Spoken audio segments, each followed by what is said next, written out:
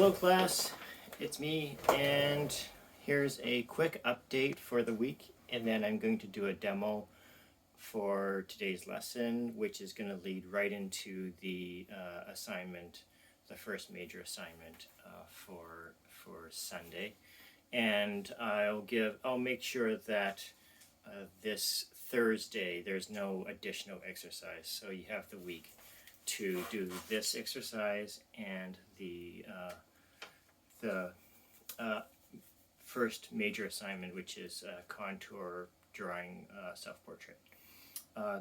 Okay, so few quick notes.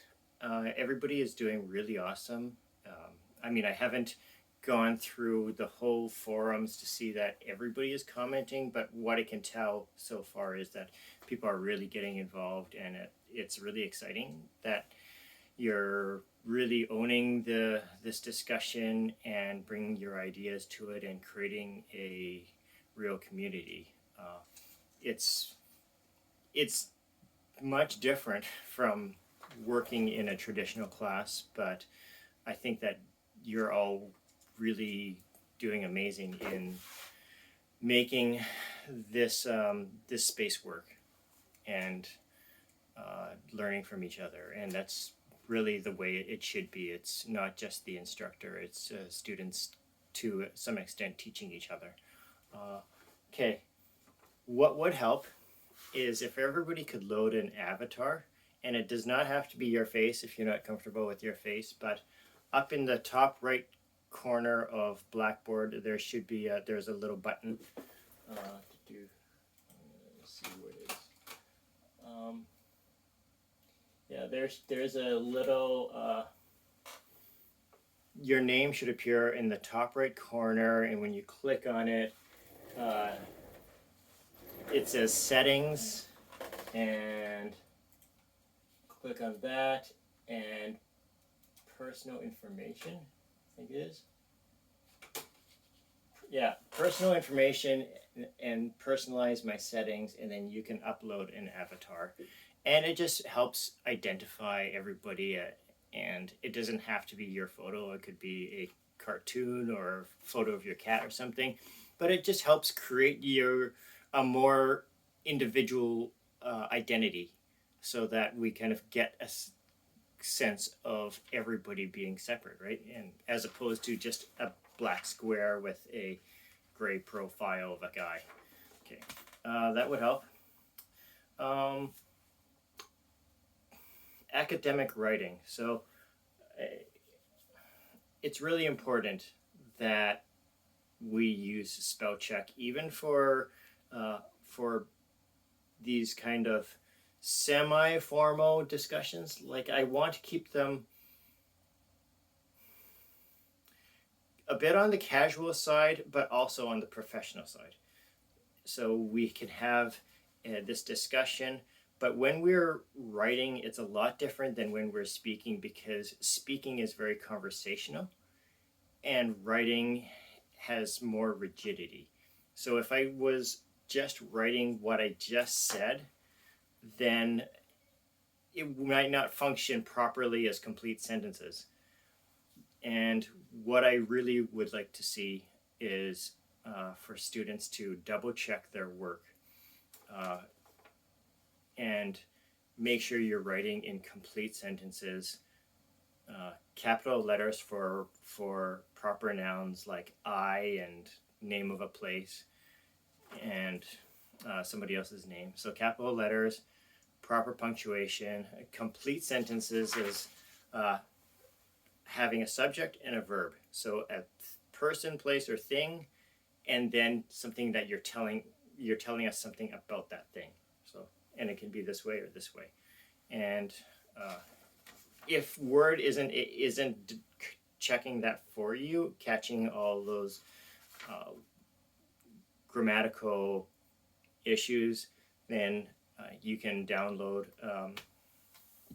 a trial version of Grammarly, and I find that also helps, because sometimes I get rushed, and Grammarly does check a few things that I miss because I bang out a thought too fast. So please do that. And it's not just because it makes you a better communicator and more professional sounding in this course, but it is a skill that you'll need for the rest of your life in a professional context. And it makes communication more clear. If a person needs to read a sentence over and over to figure out what the other person meant, then that it creates barriers to understanding. Okay, photographing your work is really much improved, and I appreciate that. So people who watch the video on how to document your work with a camera, a phone camera, and I can see a difference in how you're presenting your work, because the lighting is more even, so you don't have shadows. It's daylight balanced and not incandescent, which has a yellow tone, and it's not distorted, so it looks like this and not like that or like that, right? So keep that up. If you are able to create a consistent setup where you always photograph your work in the same place, then that helps. I realize it is kind of tricky that if you have a lot of graphite on an image and then you use a flash, or that the light from a window is bouncing off it and you get these yucky highlights, and I get that that's could be frustrating. So try to not use a flash. Try to have the light hitting it more at an angle so that so the light isn't bouncing like this. You know, if you're the camera and your work is here, then the lighting isn't right behind you. It's lighting it from the side evenly, and then you're also less likely to have it cast a shadow with your arm or your phone or your head. So please keep that up. It looks a lot better, and it makes us see your artwork more clearly.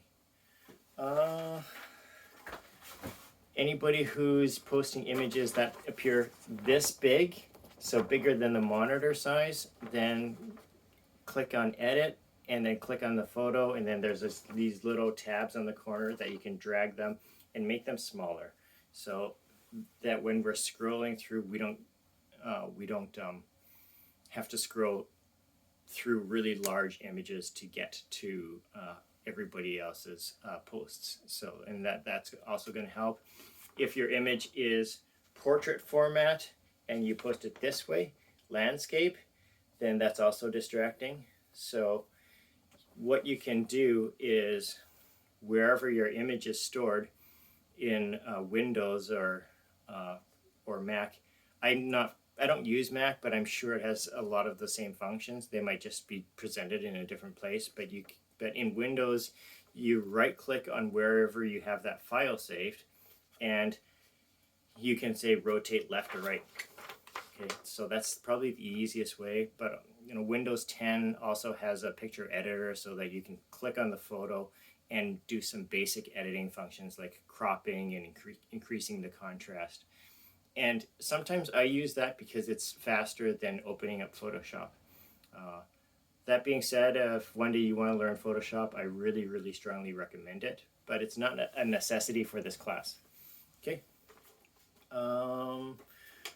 Last thing before I get to the demo is I did lock the forums as I indicated I would last night, because I want to keep the conversations going, and I want to create an incentive for students to get everything done by Sunday so that we're not borrowing time from the future.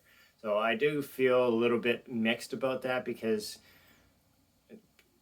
some of you have some really great conversations going, and the only thing I can say is